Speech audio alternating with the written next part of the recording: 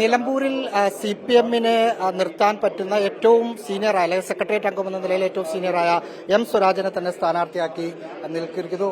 സ്വരാജിന്റെ ഒരു point of വ്യൂവിൽ കേരളം മൊത്തം നാട്ടുകാരാണ്. എങ്കിലും ജനിച്ചു വളർന്ന നാടെന്ന പ്രത്യേകത നിലമ്പൂരിനുണ്ട്. തീർച്ചയായും ഞാൻ ജനിച്ചു വളർന്ന അവിടെയാണ്, ഞാൻ പഠിച്ചത് അവിടെയാണ്. അവിടുത്തെ വിവിധ വിദ്യാഭ്യാസ സ്ഥാപനങ്ങളിലായിരുന്നു വിദ്യാഭ്യാസത്തിന്റെ ഏറിയ പങ്കും.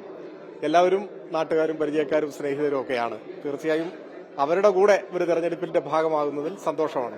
ഈ റെയിൽവേ സ്റ്റേഷന്റെ അടുത്തേക്ക് പുതിയ വീടൊക്കെ വെച്ച് മാറിയപ്പം നിലമ്പൂരിലേക്ക് ഫോക്കസ് ചെയ്യുന്നു എന്നൊക്കെ ഞങ്ങളിൽ പലരും കരുതിയിരുന്നു. പക്ഷേ താങ്കളോട് ചോദിച്ചപ്പോൾ അതൊന്നുമില്ല എന്ന് പറയുകയും ചെയ്തു. അല്ല, അതും ഇതുമായിട്ട് ബന്ധമില്ല. എന്താ വെച്ചാൽ ഞാൻ പോത്തുകല്ലിലാണ് ജനിച്ചു വളർന്നത്.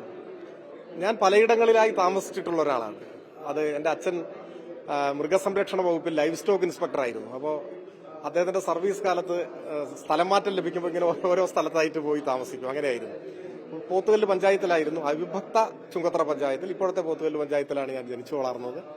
അവിടെ ഒരു നിലമ്പൂരിൽ നിന്ന് വളരെ ദൂരം, ഇപ്പോൾ ട്രെയിൻ വന്നിറങ്ങിയാൽ വളരെ ദൂരം യാത്ര ചെയ്തിട്ട് പോകണം അവിടേക്ക് പോകണം. അപ്പോൾ നിലമ്പൂരിൽ നമുക്ക് കുറച്ച് സ്ഥലം ഉണ്ടായിരുന്നു ആദ്യം. അപ്പോൾ പോത്തുകല്ലിലെ സ്ഥലവും വീടും ഒക്കെ വിൽപ്പന നടത്തിയിട്ട് ഇവിടെ ഒരു വീട് വെക്കണം എന്നുള്ളതായിരുന്നു ആഗ്രഹം. വിൽപ്പന നീണ്ടുപോയത് കൊണ്ട് ഒരു 4-5 വർഷം മുമ്പാണ് അതൊക്കെ നടന്നത്. അപ്പോൾ പിന്നെ നിലമ്പൂരിലേക്ക് വിളിച്ചു. അത് യാത്രാ സൗകര്യത്തിന് വേണ്ടി. ഉപതെരഞ്ഞെടുപ്പ് കേരളത്തിലെ ഉപതെരഞ്ഞെടുപ്പ് നോക്കുമ്പം UDF-ന് കുറച്ച് എഡ്ജുണ്ട്. ഇപ്പം നമുക്ക് ഇപ്പോഴത്തെ നോക്കിയാൽ ചേലക്കര മാത്രമാണ് LDF-ന് നിലനിർത്താൻ പറ്റിയത്. പക്ഷെ നിലമ്പൂരിലേക്ക് വരുമ്പോൾ അത് LDF-ന്റെ സിറ്റിംഗ് സീറ്റാണ്. അത് നിലനിർത്തുക എന്നത് എത്രത്തോളം വെല്ലുവിളിയാണ്? UDF-ന് അങ്ങനെ എഡ്ജില്ല. കാരണം ഉപതെരഞ്ഞെടുപ്പ് നോക്കിയാൽ ഉണ്ടല്ലോ, ബാക്കി ചേലക്കര മാത്രമല്ലേ LDF-ന് വിജയിക്കാൻ. എങ്ങനെയാണെന്ന് ചോദിച്ചാൽ UDF-ന്റെ നല്ല സ്വാധീനമുള്ള അവർ തിരഞ്ഞെടുക്കപ്പെട്ട ചില സീറ്റുകളിലാണ് ഉപതെരഞ്ഞെടുപ്പ് വന്നത്. അതേസമയം LDF-ന്റെ സ്വാധീനമുള്ള സീറ്റിൽ, ഞങ്ങളുടെ പ്രതിനിധി ഉണ്ടായിരുന്ന സീറ്റിൽ ഞങ്ങൾ തന്നെ ജയിച്ചു. അപ്പോൾ കൂടുതൽ ഒഴിവ് വന്നത് അവരുടെ സീറ്റായിരുന്നു. ഇപ്പോൾ തൃക്കാക്കരയാണെങ്കിലും പാലക്കാടാണെങ്കിലും വയനാട് പാർലമെന്റ് മണ്ഡലമാണെങ്കിലും അതായിരിക്കും നിങ്ങൾ ഉദ്ദേശിച്ചിട്ടുണ്ടാവുക. അത് അവർ വിജയിച്ചു വന്ന, അവർക്ക് നിർണായക സ്വാധീനം ഉണ്ടായിരുന്ന ചില മണ്ഡലങ്ങളാണ്. അത്രയേ ഉള്ളൂ. LDF-ന്റെ മണ്ഡലം LDF അഭിമാനകരമായി നിലനിർത്തുകയാണ്. സിറ്റിംഗ് MLA എതിർപക്ഷത്താണ്. അങ്ങനെ അദ്ദേഹം പറയുന്നവരെ നമുക്കൊന്നും പറയാൻ പറ്റില്ല. അദ്ദേഹം ഏത് പക്ഷത്താണെന്നുള്ളത് അദ്ദേഹമാണ് പറയേണ്ടത്. അദ്ദേഹം ഇപ്പോൾ അവസാനമായി പറഞ്ഞിട്ടില്ല. അപ്പൊ അദ്ദേഹം എടുക്കുന്ന നിലപാട് എന്താണെന്ന് എനിക്ക് പ്രവചിക്കാൻ പറ്റില്ല. ആര്യാട ഷൗക്കത്തുമായിട്ട് നല്ല സൗഹൃദത്തിലുണ്ടോ? നാട്ടുകാരാണല്ലോ. ഇപ്പോൾ തീർച്ചയായിട്ടും നല്ല സൗഹൃദമാണുള്ളത്. നിലപാടുകളിൽ വ്യത്യസ്ത അഭിപ്രായവും വിയോജിപ്പും ഒക്കെ ഉണ്ടാവും, സ്വാഭാവികമല്ലേ.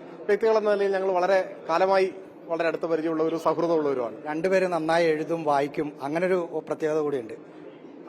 അങ്ങനെ എല്ലാവരും ആ നിലയിൽ വരട്ടെ എന്ന് നമുക്ക് ആഗ്രഹിക്കാം. ഒരു ചോദ്യം കൂടി, അതായത് UDF-കാർ, പ്രത്യേകിച്ച് യൂത്ത് കോൺഗ്രസിന്റെ സംസ്ഥാന പ്രസിഡന്റൊക്കെ OLX-ൽ ഇട്ട് സ്ഥാനാർത്ഥിയെ നോക്കുന്നു. ധൈര്യമുണ്ടെങ്കിൽ M. സ്വരാജിനെ മത്സരിപ്പിക്കൂ. താങ്കളുടെ ചിത്രം സഹിതം ഇട്ടിരുന്നു. അത് ഏറ്റെടുക്കുക കൂടിയാണെന്ന് തോന്നുന്നു മറ്റൊരർത്ഥത്തിൽ പാർട്ടി. അതൊക്കെ ഒരു മര്യാദയുടെ പ്രശ്നമാണ്.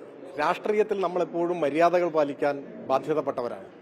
പരിഹാസം, വെല്ലുവിളി, ആക്ഷേപം, ഭീഷണി, അതിനൊന്നും രാഷ്ട്രീയത്തിൽ വലിയ പ്രസക്തിയില്ല. ഏതെങ്കിലും കാലങ്ങൾ അങ്ങനെയൊക്കെ ഉണ്ടായിട്ടുണ്ടാവും. പക്ഷെ അതിനൊന്നും ഒരു പ്രസക്തിയില്ല. ആശയങ്ങൾ തമ്മിലുള്ള ഏറ്റുമുട്ടലാണ്. അതിൽ ആ ഒരു നിലവാരത്തിലേക്ക് ഉയരുകയാണ് വേണ്ടത് എല്ലാവരും. അപ്പോൾ അത് ഇന്നയാൾ ഇന്നത് ചെയ്യണമെന്നൊന്നും നമുക്ക് പറയാൻ പറ്റില്ല. ഓരോരുത്തരും അവരവരുടെ ശൈലികൾ അവരവർ രൂപപ്പെടുത്തുന്നതാണ്. അത് ജനങ്ങൾ വിലയിരുത്തട്ടെ.